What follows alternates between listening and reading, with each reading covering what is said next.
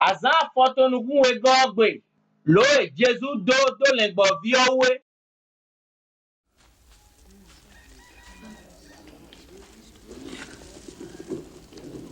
Medino ta zogbe mulo kwezendo a.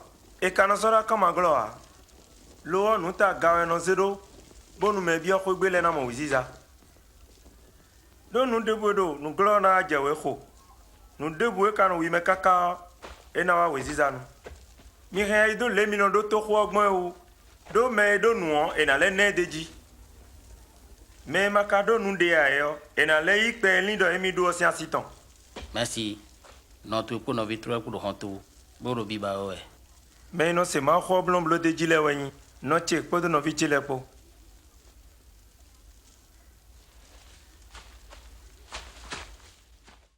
Anise brawe unde.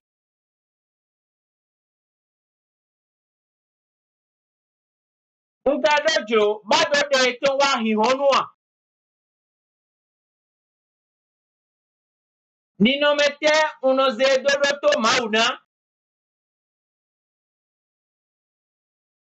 Nute uno ze hoe un se odoana.